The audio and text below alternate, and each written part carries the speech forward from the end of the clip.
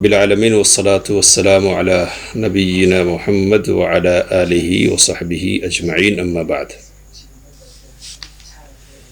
باب الذکر والدعاء، ذکر اور دعا کا باب۔ یہ بلوغ المرام کا آخری باب ہے اور حافظ ابن حجر رحمۃ اللہ علیہ نے کتاب کو اس باب پر ختم کیا ہے۔ اس باب میں ذکر اور دعا کی فضیلت بیان کی گئی پہلے، اور کچھ خاص قسم کے اذکار اور دعائیں بھی نقل کی گئی۔ ذکر سے مراد کیا ہے؟ کہہ رہے کہ ذکر سے مراد ان الفاظ کو زبان پر لانا ہے جو نبی صلی اللہ علیہ وسلم سے یا قرآن کریم میں ثابت ہے، جیسے اور جن کی ترغیب دی گئی ہے کثرت سے پڑھنے وغیرہ کی، جیسے سبحان اللہ، الحمدللہ، اللہ اکبر، ولا الہ الا اللہ ہے۔ اسی طرح لا حول ولا قوت الا باللہ ہے، بسم اللہ ہے، اور حسبی اللہ یا حسب اللہ اور استغفر اللہ وغیرہ۔ تو اس طرح کے الفاظ ہیں۔ تو ذکر سے مراد اصلاً تو یہی ہے، کیا کہ وہ ماتورہ کلمات جو نبی صلی اللہ علیہ وسلم سے ثابت ہے ان کو دہرایا جائے، زبان پر لایا جائے، ہے نا؟ یہ اصل ذکر ہے۔ لیکن اس سے بڑھ کر ذکر کا اطلاق عمل پر، مداومت پر بھی ہوتا ہے، یعنی کسی عمل کی پابندی پر بھی۔ تو یہ بھی کیا ہے؟ ذکر ہے، عملی طور پر یہ ذکر ہے۔ اسی طرح قرآن کریم کی تلاوت کے لیے بھی ذکر کا لفظ استعمال کیا جاتا ہے۔ ہم یہ بیٹھے ہیں تو اس کو بھی ذکر کی مجلس کہتے ہیں، تو اس کے لیے بھی ذکر کا استعمال ہوتا ہے۔ اب ذکر کے سلسلے میں زبان کو حرکت دینا اصل ہے، سمجھ رہے؟ نہیں، کوئی یہ نہیں کہہ سکتا کہ میں دل میں ذکر کر رہا ہوں۔ دل میں ذکر ہوتا ہے، یعنی غور و فکر، لیکن جس کو ذکر کہتے ہیں اصل میں وہ کیا ہے؟ اس کا تعلق زبان سے ہے۔ تو ایک آدمی اگر زبان صرف ہلا رہا ہے تب بھی وہ غلط نہیں کر رہا ہے۔ معنی سمجھ میں آئے یا نہیں آئے ضروری نہیں ہے، سمجھ رہے؟ ہاں، ضروری یہ ہے کہ الٹا معنی نہیں سمجھ رہا، سمجھ رہے؟ یعنی وہ زبان سے کچھ اور کہہ رہے اور دل میں کچھ اور سمجھ رہے، تو یہ نہیں ہونا چاہیے۔ لیکن کچھ نہیں سمجھ میں آ رہا، بس یہ کہ اللہ کا نام لے رہا ہوں، تو اتنا بھی اگر کوئی کر رہا ہے تو یہ کافی ہے نا؟ کہتے کہ اگر اس کے ساتھ ساتھ، یعنی زبان کے ساتھ ساتھ دل بھی ہو جائے تو اور اچھا ہے، یعنی آدمی منہ سے الفاظ استعمال کرے اور دل میں معانی کا بھی استحضار ہو۔ سبحان اللہ کہا تو سبحان اللہ میں کیا معنی ہے، الحمدللہ کہا تو الحمدللہ میں کیا معنی ہے، لا حول ولا قوت الا باللہ کہہ رہے ہیں تو اس کا کیا مطلب ہے، اور کیا ہے اللہ اکبر، لا الہ الا اللہ وغیرہ۔ تو یہ جو الفاظ جتنے ہیں، جیسے ان کو اس زبان پر لا رہے اور ساتھ میں دل میں ان کا معنی بھی ہے، تو یہ کیا ہے؟ بہتر ہے نا، کہ زبان دل کے ساتھ ہے، ٹھیک ہے؟ اب یہ کہ دل ذکر جو ہے نا، اس کے بہت سارے فوائد ہیں، تو قرآن کریم کی بنیاد پر بھی اور نبی اکرم صلی اللہ علیہ وسلم کی احادیث کی بنیاد پر بھی اور تجربے کی بنیاد پر بھی۔ تو امام ابن تیمیہ رحمۃ اللہ علیہ نے کہا کہ دل کے لیے ذکر کی حیثیت وہی ہے جو مچھلی کے لیے پانی کی ہے۔ کیا ہے؟ دل کے لیے ذکر کی حیثیت وہی ہے جو پانی کی ہے۔ تو جس طرح مچھلی پانی کے بغیر نہیں رہ سکتی ہے، حال اس کا برا ہو جائے گا، اسی طرح کہ ذکر سے دل خالی ہو تو اس کا حال خراب ہو جائے گا، ہے نا؟ کہ دیکھیں امام ابن القیم رحمۃ اللہ علیہ نے، ان کی کتاب ہے الوابل الصیب، ہے نا، ذکر الہی کے نام سے ترجمہ اس کا، تو اس میں ذکر کے 70 سے زائد فوائد ذکر کیے ہیں، کہتے ہیں 70 سے زائد. تو ان میں سے کہ یطرد الشیطان، شیطان کو بھگاتا ہے نا. الخناس ہے، خناس شیطان کیا ہے؟ خناس ہے، پیچھے ہٹنے والا. تو پیچھے کب ہٹتا ہے وہ؟ جب کہ ذکر کیا جائے. تو جب ذکر کیا جاتا ہے تو پیچھے ہٹ جاتا ہے، اور جیسے غفلت برتی جائے اپنی پوزیشن سنبھال لیتا ہے، سامنے آ جاتا ہے نا. کہہ رہے وَيُرْضِ الرحمن، رحمان کو راضی کرنے کا ذریعہ ہے. وَيُزِيلُ الْهَمَّ وَالْغَمَّ عَنِ الْقَلْبِ، دل سے فکر اور غم کو دور کرتا ہے. اَلَا بِذِكْرِ اللَّهِ تَطْمَئِنُّ الْقُلُوبُ، اللہ کے ذکر میں دلوں کا اطمینان ہے. کہہ رہے کہ اللہ تعالیٰ سے قرب نصیب ہوتا ہے اور دل مضبوط ہوتا ہے. دل کی زندگی اس سے جنت میں کھیتی ہوتی ہے نا.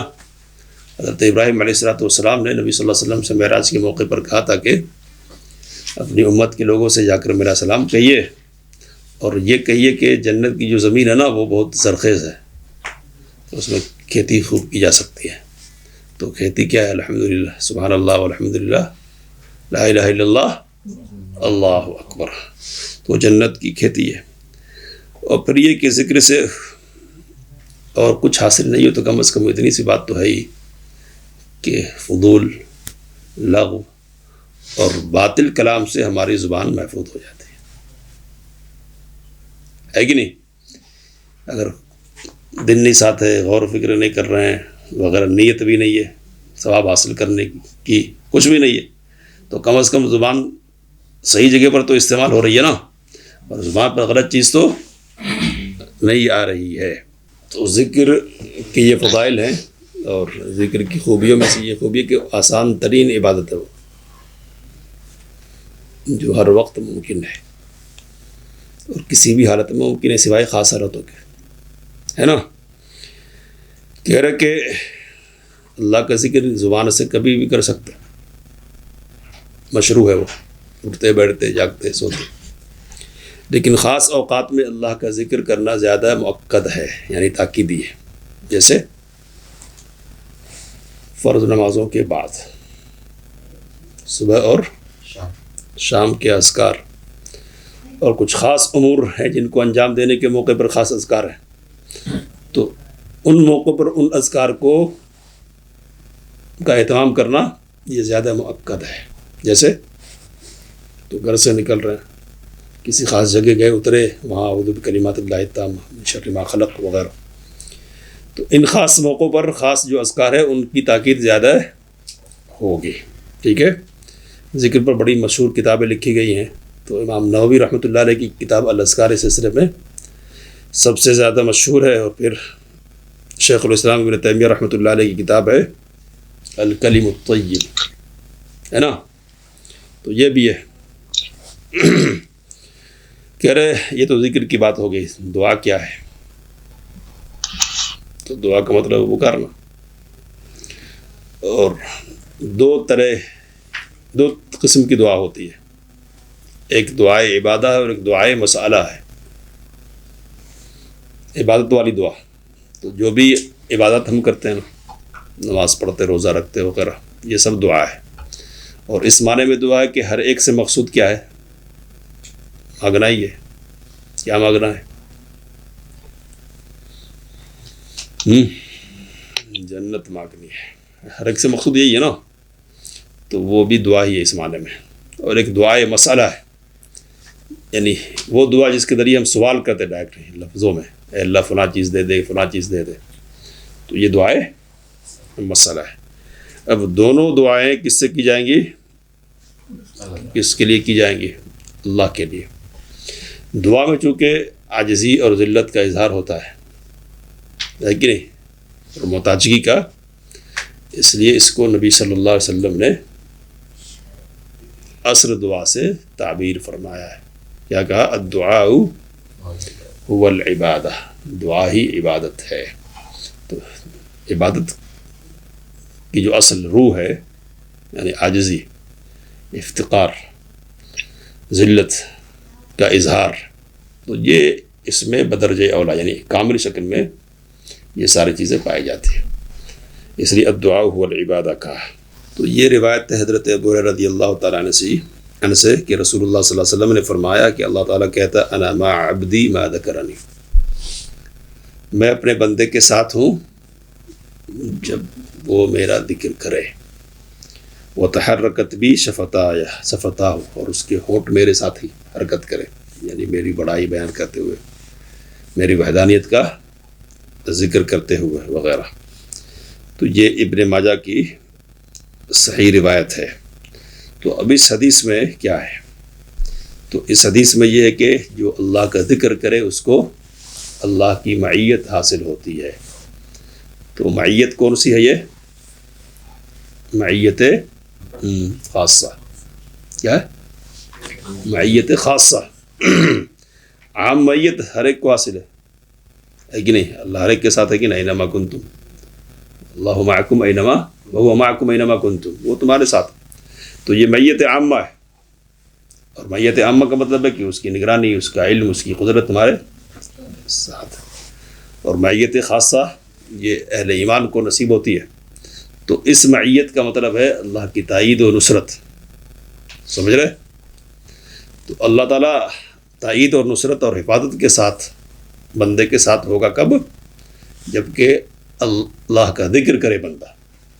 تو اس سے کیا معلوم ہوا کہ ہم کو کثرت سے اللہ کا ذکر کرنا چاہیے اگر ہم یہ چاہتے ہیں کہ اللہ کی مدد و نصرت اور اس کی حفاظت ہم کو حاصل ہو، سمجھ رہے؟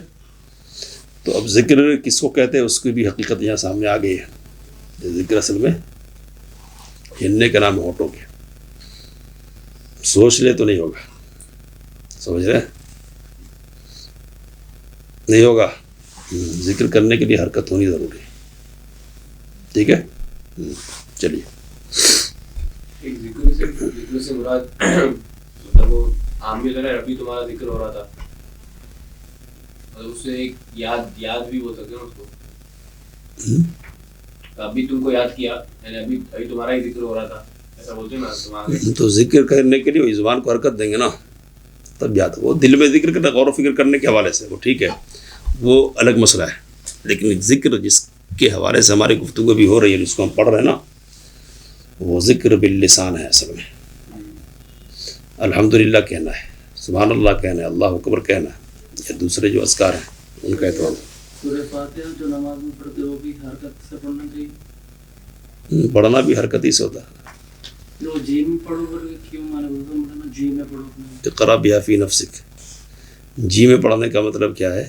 تو سرًا لا جہرًا، آہستہ پڑھنا ہے، زور سے نہیں پڑھنا ہے۔ تو اپنے آپ میں پڑھنا ہے، اپنے اندر پڑھنا ہے، دوسروں کو سنانا نہیں ہے، سمجھ رہے؟ کیا ہے؟ سرًا تسمع نفسک، تشریح کرتے ہوئے کہا کہ سری پڑھو اس طرح کہ تم خود کو سناؤ۔ تو سننا تو ہے، سنانا تو ہے، لیکن دوسروں کو نہیں، اپنے آپ کو سنانا ہے۔ اور اپنے آپ کو کب سنائیں گے؟ غور و فکر کی بنیاد پر سننا نہیں ہوتا۔ کس بنیاد پہ ہوتا؟ حرکت کی بنیاد پر۔ تو زبان کے ذریعے سے ہونا چاہیے، اور پڑھنا اسی کو کہتے ہیں۔ تو اب وہ تعویل اس لیے یہ تعویل آتی ہے اس وقت اسلام جب کہ پڑھنے کی بات کی جاتی ہے جیسے کام کے پیچھے، تو جو لوگ نہیں پڑھنا چاہتے وہ کہتے ہیں کہ اقرا بہا فی نفسک کا مطلب غور و فکر کرنا، تدبر۔ تو قرات فی النفس کوئی چیز ہے ہی نہیں اصل میں، اپنے اندر پڑھ دینا ہے، مطلب دوسروں کو نہیں سنانا ہے، اپنے کو سنا لینا ہے۔ چلیے، مزید معلومات کے لیے شام کا پروگرام اٹینڈ کیجیے۔ چلیے، کچھ وقت یا کچھ ٹائم پہ ذکر نہیں کرنا ہے، ایسا کچھ آپ بتا رہے تھے اسٹارٹنگ؟ کوئی خاص وقت؟ خاص اوقات مطلب جیسے ضرورت کے وقت، ضرورت پوری کرے تو وہاں وہ بیوی کے ساتھ ہیں تو اس موقع پہ، باقی کوئی سا بھی وقت ممنوع نہیں ہے ذکر کے لیے۔ ذکر کے دوسرے لوگ مجلس بنا کے ذکر کر رہے روم میں بند کر لے تو وہ بدعی ذکر، ہم بھی وہ روم بند کر کے کر رہے ہیں لوگ پورا لائٹ بند کر کے وہ پورا ایسا، تو وہ بدعی ذکر ہے، وہ بدعی جو ہے وہ یہ بھی ذکر ہے، یہ ابھی پتہ ہے نا، تو یہ بھی ذکر ہے اور یہ مشروع ہے، اس پر سکینت اترتی ہے کہ نہیں، وغشیتہم کیا نزلت علیہم الملائکہ وغشیتہم الرحمہ، تو یہاں تو رحمت اور سکینت اترتی ہے اور فرشتے گھیر لیتے ہیں، وحفت بہم الملائکہ، تو یہ ذکر مطلب آپس میں مذاکرہ کرنا، علمی مذاکرہ، دینی مسائل وغیرہ سے متعلق، وہ خاص انداز میں ایک آدمی پکارے اور دوسرے اس پکار کی پیروی کرے، تو ایسا کرنا ثابت نہیں ہے، اور ابن مسعود رضی اللہ تعالیٰ عنہ کا قصہ بہت مشہور ہے اس سلسلے میں، جانتے نا؟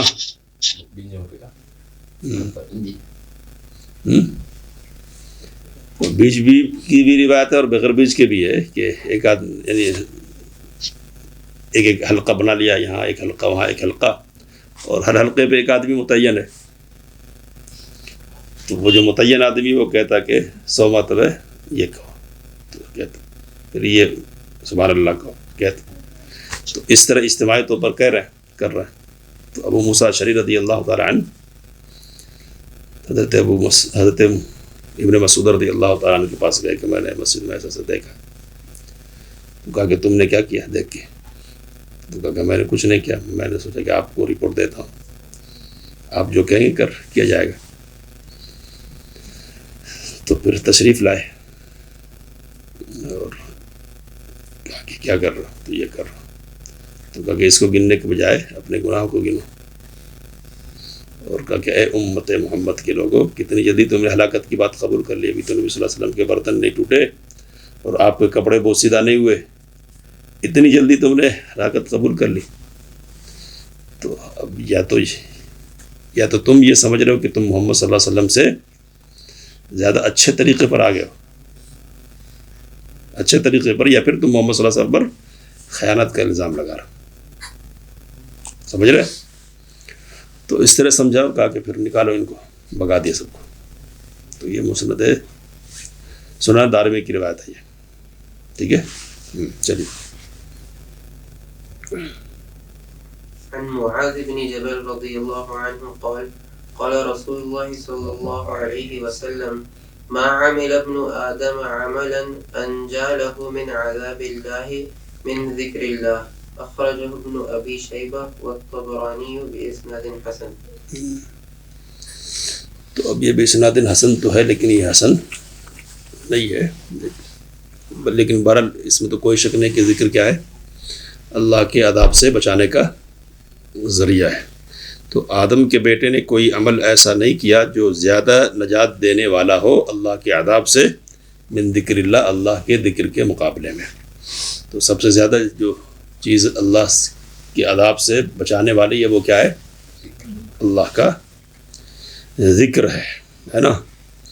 تو اب یہ طبرانی کی کا حوالہ دیا ہے یہاں حافظ ابن حجر رحمۃ اللہ علیہ نے، تو اس روایت میں کیا ہے؟ یہ بھی کہ یا رسول اللہ ولا الجہاد فی سبیل اللہ، جہاد فی سبیل اللہ بھی نہیں، تو ولا الجہاد فی سبیل اللہ، جہاد فی سبیل اللہ بھی نہیں، الا ان تضرب بسیفک حتی ینقطع، یہاں تک کہ تم اپنی تلوار سے مارو یہاں تک کہ وہ ٹوٹ جائے، یعنی زبردست جہاد کرو اللہ کے راستے میں، تو یہ صورت تو ہو سکتی ہے، لیکن کہتے کہ اسے سند میں انقطاع ہے، تو روایت سند منقطع ہونے کی وجہ سے یہ روایت کیا ہے؟ ضعیف ہے۔ چلیے،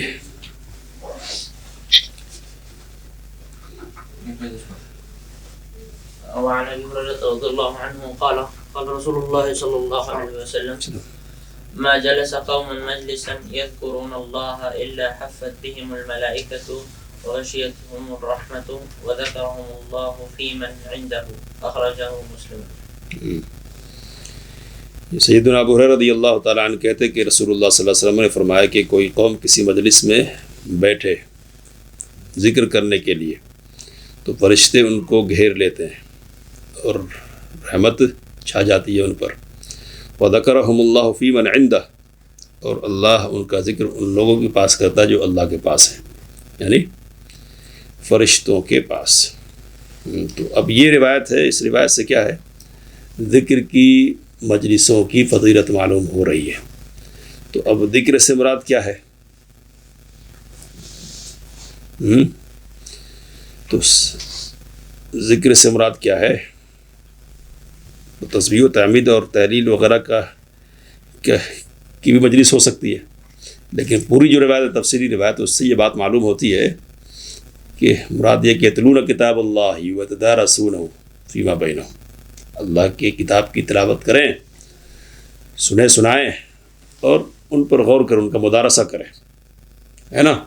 تو یہ ان کے لیے، اب وہ خاص قسم کا وہ ذکر نہیں مراد ہے کہ ساتھ میں بیٹھ گئے سب اور سب ایک ہی ساتھ کیا کہہ رہے ہیں، سبحان اللہ الحمدللہ۔ تو اب مخصوص انداز میں خاص حیت اختیار کرتے ہوئے خاص اہتمام کے ساتھ بیٹھ کر خاص انداز میں ذکر کرنا، یہ تو بدعت ہے۔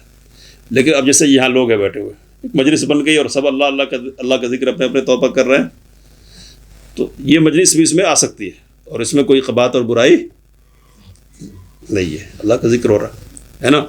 لیکن اصل ذکر جس کی بات ہو رہی حدیث میں وہی ہے مدارسہ والا ذکر، جس میں کتاب اللہ پر غور و فکر ہو، اس کی آیتوں کی تلاوت ہو، مذاکرہ ہو علم کا۔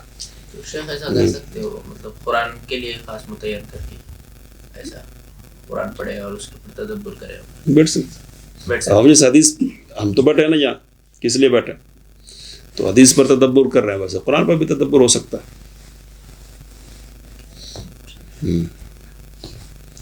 شیخ مدرسوں میں جو حفظ کے جو مجالس رہتے ہیں اس میں صرف تلاوت ہے، تدبر نہیں ہوتا، تو اس کا اپنا فائدہ ہے، یہ کیٹیگری میں نہیں آئے گا، وہ خاص درجہ نہیں ہے وہ۔ چلیے۔ وعنه قال رسول الله صلى الله عليه وسلم ما قعد قوم مقعدا لم يذكروا الله ولم يصلوا على النبي صلى الله عليه وسلم إلا كان عليهم حسرة يوم القيامة أخرجه الترمذي وقال حسن۔ کوئی قوم کسی بیٹھنے کی جگہ پر نہ بیٹھے اس طرح کہ اللہ کا ذکر اس نے نہ کیا اور نبی صلی اللہ علیہ وسلم پر درود بھی نہیں پڑھا، تو یہ بیٹھنا ان پر قیامت کے دن حسرت کا باعث ہوگا، یعنی افسوس کرنا پڑے گا۔ تو اس روایت سے یہ بات معلوم ہو رہی کہ جب کبھی کہیں بھی بیٹھیں کسی بھی مقصد سے، تو اللہ کا ذکر کر کے اور نبی صلی اللہ علیہ وسلم کے پر درود پڑھتے ہوئے بیٹھے، ہے نا۔ تو اب بیٹھے اور بیٹھ کے بس اٹھ گئے اور ایک مرتبہ بھی اللہ کا ذکر نہیں آیا اور نبی صلی اللہ علیہ وسلم پر درود نہیں آیا، تو یہ مجلس کیا ہے، ہر قسم کے خیر اور برکت سے محروم ہے نا۔ اب جس مجلس میں نبی صلی اللہ علیہ وسلم پر درود نہیں پڑھا جا رہا، مطلب کہ نام نہیں آ رہا، اور جس مجلس میں نام نہیں آ رہا وہ کون سی مجلس ہو سکتی ہے ایسی؟ دنیا داری کی مجلس ہوگی۔ تو اگر دنیاوی معاملات کے حوالے سے بھی اگر بیٹھ رہے نا، تو اہتمام تو یہی ہونا چاہیے کہ بات کس سے شروع ہو، اللہ کی تعریف سے اور نبی صلی اللہ علیہ وسلم پر درود سے۔ تو یہ اہتمام رہا ہے ہمیشہ سلف کے یہاں۔ حسرت کا مطلب کیا ہے؟ تو اگر مسلسل چھوڑتے جا رہے تو پوچھا بھی جا سکتا اللہ تعالیٰ کے، کبھی نہیں پڑھ رہے، اور مسلسل نہیں، کبھی اگر ہو رہا تو اس بات کی حسرت ہوگی کہ اے کاش یہ ہماری مجلس اس طرح بے فیض نہیں گئی ہوتی، ہے نا۔ ثواب تو نہیں ملے گا، ثواب سے محروم رہنا، تو ثواب سے محرومی کی بنیاد پر کیا ہے، حسرت ہوگی اور افسوس ہوگا۔ الگ سے کیا فکر رقبۃ او طعام فی یوم ذی مسغبہ، کہا کہ فلقتحم العقبہ، گھاٹی کو عبور کرنا ہے، گھاٹی میں داخل ہونا ہے۔ یہ تو گھاٹی میں داخل ہونے والا بڑا کام ہے کہ غلام کو آزاد کیا جائے۔ تو اب یہ کہ الگ سے خاص فضیلت غلام آزاد کرنے کی تو ایسا تو نہیں ہے، لیکن اب یہ کیا کہ جیسے کسی نے اپنے ماں باپ کا بدلہ کوئی نہیں دے سکتا، ہے نا، اللہ کہ ان کو غلام پائے اور ان کو آزاد کروا دے۔ تو اس سے غلام کو آزاد کرنے کی فضیلت اور اس کی اہمیت سمجھی جا سکتی ہے کہ کتنا بڑا عمل ہے کہ ماں باپ کے احسان کے مساوی نبی صلی اللہ علیہ وسلم نے اس کو قرار دیا ہے۔ تو یہ ہے اب یہ کہ دوسرا پہلو اس پر یہ ہے کہ قرآن مجید، نبی صلی اللہ علیہ وسلم نے اور قرآن مجید میں بھی اس بات کی ترغیب ملتی ہے کہ غلام زیادہ آزاد کیا جائے، اور مجموعی طور پر جو نتیجہ اخذ ہوتا ہے وہ یہ کہ اسلام یہ چاہتا ہے کہ لوگ آزادی رہے، یعنی غلامی کو پسند نہیں کرتا، لیکن اس کو حرام بھی اس نے نہیں قرار دیا ہے، اس لیے کہ ضرورت بھی ہے، لیکن پسند اس بات کو کرتا ہے کہ آزاد کیے جائے لوگ، اس لیے بہت سارے امور میں کفارے کے طور پر غلام آزاد کرنے کی بات کہی گئی ہے، اور ترغیب بھی ویسے دی ہے۔ اور ان کے لیے خاص وہ زکوٰۃ کی کیٹیگری بھی ہے نا۔ اور پھر رقاب، تو غلام کو آزاد کرنے کے سلسلے میں بھی زکوٰۃ کی رقم دی جا سکتی ہے خاص مکاتبہ کے لیے۔ تو بہرحال یہ جو کلمات لا الہ الا اللہ وحدہ لا شریک لہ، تو ان کے پڑھنے کی فضیلت یہاں بیان کی جا رہی ہے کہ 4 لوگوں کو آزاد کرنے کے برابر یہ عمل ہے۔ تو کتنی مرتبہ پڑھیں گے؟ 10 مرتبہ۔ اب 100 مرتبہ اگر کوئی پڑھے تو کیا یہ؟ تو کہا کہ کانت لہو عدل 10 رقاب، 10 گردنوں کو آزاد کرنے کے برابر ہو جائے گا، اور کتب لہ 100 حسنہ، اس کے لیے 100 نیکیاں لکھی جائیں گی۔ چلیے یہ جو پڑھنا ہے مطلب فوراً فجر کے بعد جو ہے سو کچھ وقت دن میں پڑھنا کبھی بھی، یہاں تخصیص نہیں ہے۔ دن مطلب ظہر تک، شام تک پڑھ سکتے دن بھر کے اس میں ہے شاید، دن میں ایک دن فی یوم 100 مرہ، دن میں 100 مرتبہ پڑھیے، کبھی بھی پڑھیے۔ ہیں۔ لیکن اس میں اب شام تک وہ شیطان سے حفاظت بھی رہتی ہے نا، تو شام تک انہیں اب بیچ میں پڑھا تو پھر وہ اگتا وقت تو چلے آ ہاں یہ بات ہے، صحیح۔ تو صبح پڑھ لے اچھا ہے، لیکن کبھی پڑھ سکتے پورے دن میں۔ چلیے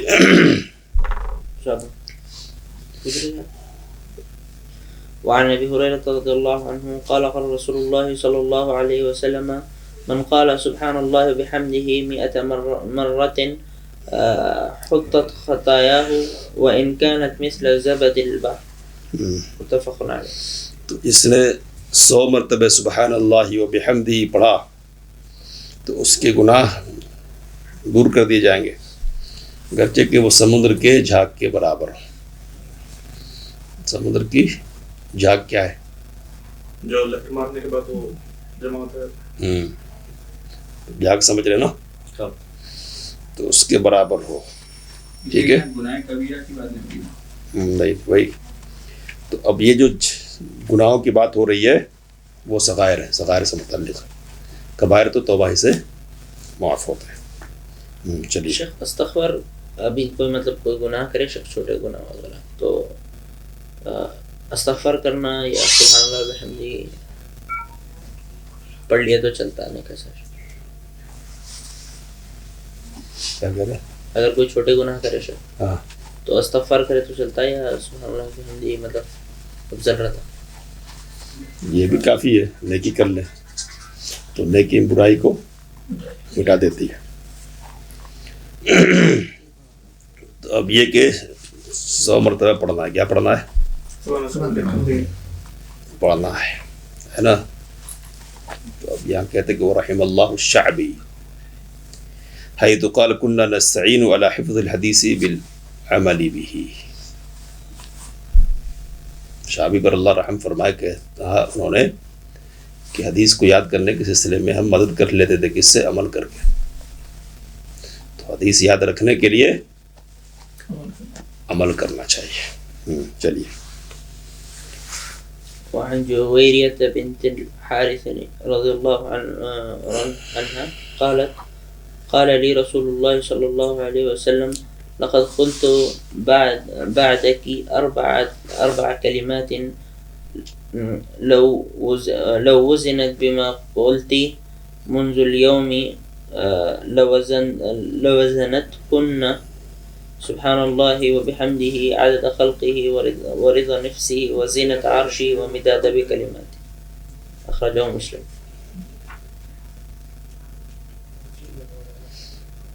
کہ جوہریہ بنت حارث رضی اللہ تعالی عنہ کہتی ہے، کون ہے یہ؟ نبی صلی اللہ علیہ وسلم کی زوجہ ہے، کہ مجھ سے رسول اللہ صلی اللہ علیہ وسلم نے فرمایا کہ لقد قلت بعدک 4 کلمات، میں نے تمہارے بعد 4 ایسے کلمات کہے ہیں کہ اگر ان کو تولا جائے تمہاری باتوں کے ساتھ، پورے دن کی باتوں کے ساتھ، وزنت ہونا، تو ان کا وزن زیادہ ہو جائے گا، یہ بھاری ہو جائیں گے۔ تو 4 کلمات کیا ہے؟ سبحان اللہ و بحمدی عدد خلقی و رضا نفسی و زینت عرشہ و مداد کلماتہ۔ تو اب یہ کہ پوری روایت کیا ہے؟ تو کہتے کہ جویریہ کہتے کہ ان النبی صلی اللہ علیہ وسلم خرج من عندها، نبی صلی اللہ علیہ وسلم ان کے پاس سے نکلے بکرہ صبح کے وقت، حتی صلی الصبح، حین صلی الصبح، نماز جب صبح کی پڑھی تو، وہی فی مسجدها، اور وہ اپنی مسجد میں تھی۔ کون؟ تو مسجد مطلب وہ نماز کے لیے مخصوص جگہ۔ کہہ رہے کہ ثم رجع بعد ان اضحى، پھر چاشت کے بعد نبی صلی اللہ علیہ وسلم تشریف لائے، وہی جالست، دیکھا کہ بیٹھی ہوئی ہے، تو کہا کہ ما زلت علی الحال التي كنت علی الحال التي فارقتك علیہا، تم اسی حالت پر ہو جس حالت پر میں نے تم کو چھوڑا تھا؟ کہا کہ ہاں۔ تب کہا کہ کب بولتے اللہ کے نبی آ کے چاشت کے وقت، تو کہا کہ ہاں۔ تو پھر نبی صلی اللہ علیہ وسلم نے یہ کہا کہ میں نے ایسے کلمات کہے ہیں کہ تم نے اب تک جتنے کہے ہوں گے نا سب پہ بھاری ہے، ٹھیک ہے؟ تو اللہ تعالیٰ کی تسبیح اس کی حمد کے ساتھ، عدد خلقی اس کی مخلوق کی تعداد کے برابر، اور رضا نفس ہی اور اس کی رضامندی کے برابر، جتنا اس پہ خوش ہو جائے وہ زینت عرش ہی اور اس کے عرش کے وزن کے برابر، اور مداد کلمات ہی اور اس کے کلمات کی تعداد کے برابر۔ تو کلمات مطلب سب ساری کائنات کے برابر، ٹھیک ہے؟ تو اب اس سے ان کلمات کی اہمیت اور فضیلت ہم کو معلوم ہو رہی ہے۔ کہہ رہے کہ ابن الجوزی رحمۃ اللہ علیہ کہتے ہیں کہ فی ھذا تنبیہ علی فضیلت العلم، اس میں علم کی فضیلت پر تنبیہ ہے۔ کیسے؟ ان کو معلوم ہی نہیں رہتا، بیٹھ کے کر رہے تھے، بیٹھ کے اللہ کا ذکر کر رہے تھے، اس سے یہ پڑھ لو۔ ہاں، کہہ رہے کہ فإن العامی یکثر من التسبیح، عام آدمی کثرت سے تسبیح کرتا ہے خوب۔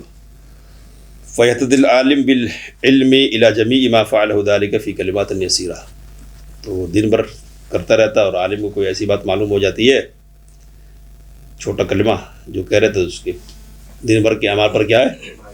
بھاری ہو جاتا ہے، ٹھیک ہے؟ تو کہہ رہے کہ وہ ینال فی التعبد القلیل بالعلم ما لا ینالہ العامی فی الکثیر، تو اس طرح سے عالم، اب عالم مطلب مخصوص نہیں، جاننے والا، تو وہ تھوڑے عمل کے ذریعے سے اس کے بڑے عمل سے بھی آگے بڑھ جاتا ہے۔ کہہ رہے کہ فمثلہما کمثل مسافرین، تو ان دونوں کی مثال دو مسافروں کی طرح ہے۔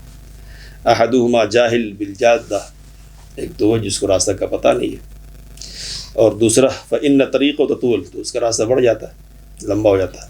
جب راستہ پتہ نہیں ہے تو کیا ہوتا ہے؟ لمبا ہوتا ہے، تو کبھی ادھر چلے جاتے کہ ادھر نہیں، ادھر نہیں صحیح ہے نہیں، پھر پوچھتے تو دائیں لیجیے بائیں لیجیے، چلے جاتے بائیں پھر دائیں طرف، تو اس سے لمبا ہوتا ہے نا۔ پھر والآخر خبیر بها، اور دوسرا راستہ کو جانتا ہے، تو فإنه يقطع الطريق وينام في الظل إلى أن يصل الجاهل، تو جلدی جلدی راستہ پار کر لیتا اور جا کے پھر سوتا ہے، کب تک؟ جاہل کے پہنچنے تک، ٹھیک ہے؟ تو علم حاصل کرنا چاہیے تاکہ راستہ کیا ہو جائے؟ چھوٹا ہو جائے، کم محنت زیادہ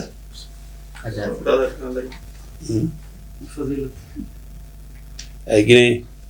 تو ادھر محنت کر لیتے تو ادھر محنت کم ہو جاتی ہے، اور ادھر محنت نہیں کریں گے تو اب یہ دنیاوی معاملات میں بھی ویسا ہی ہے کہ نہیں ہے؟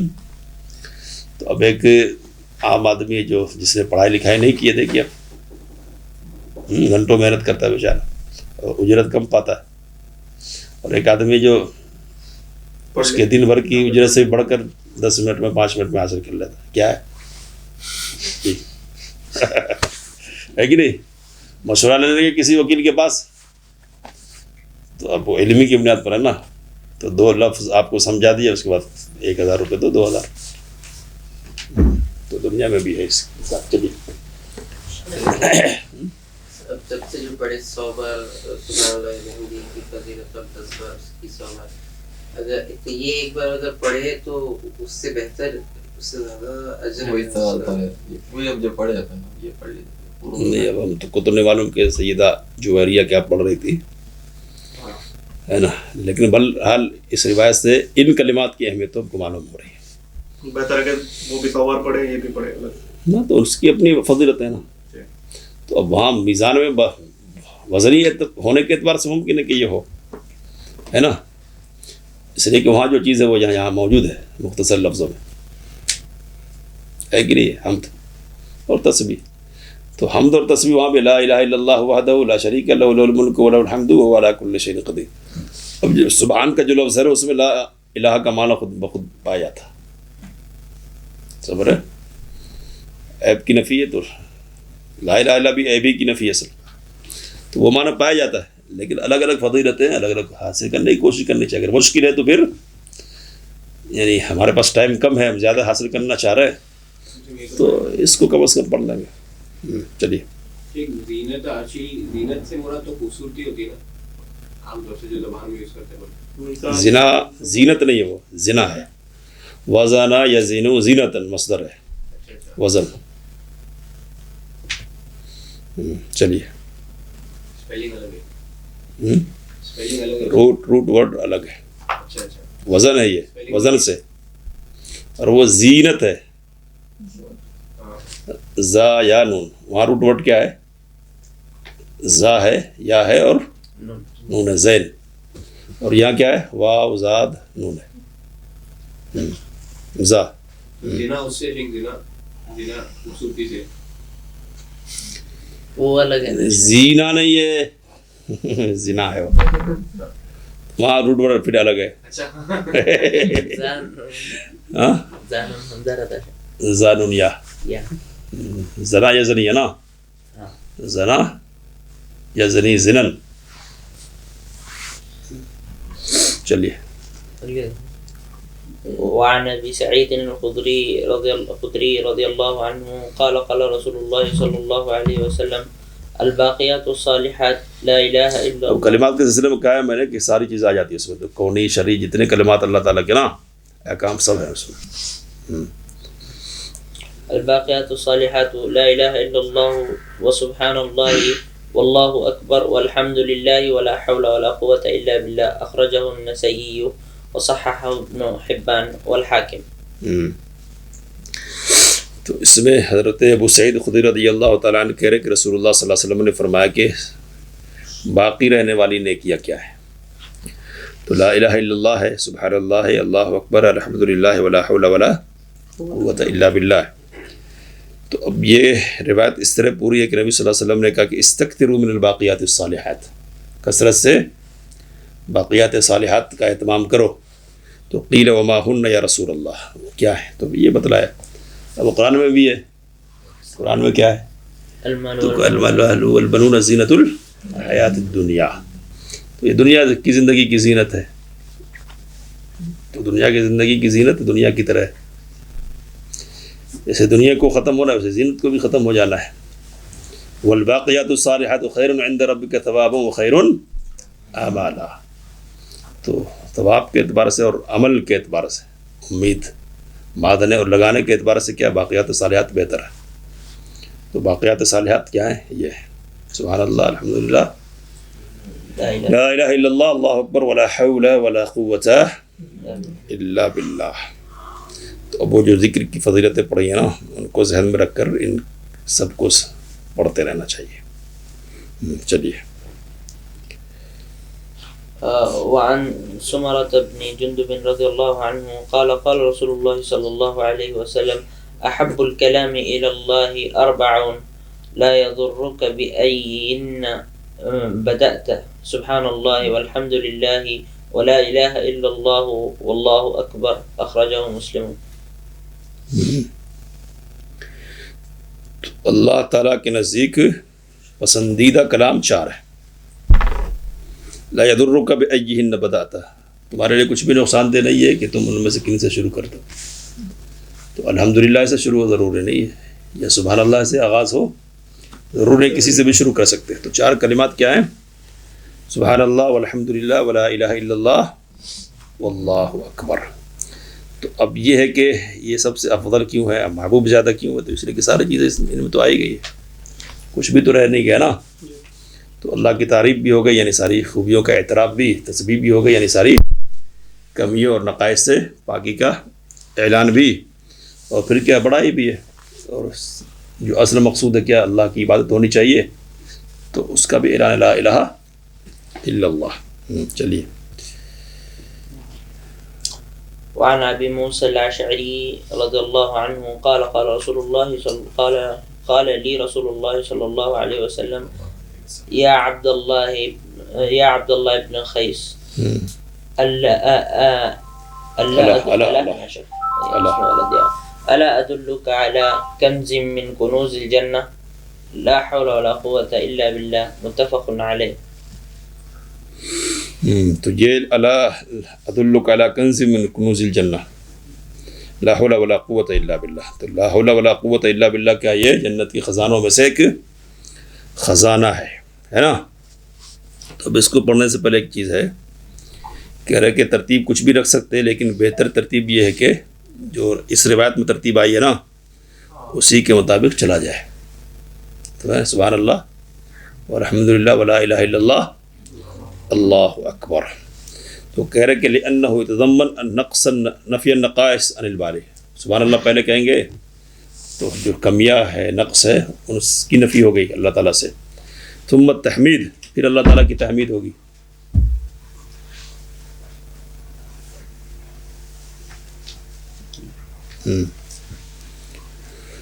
تو لأنہ یتضمن اثبات الکمال، تو اس میں اللہ تعالیٰ کے لیے کمال کا اس بات ہے.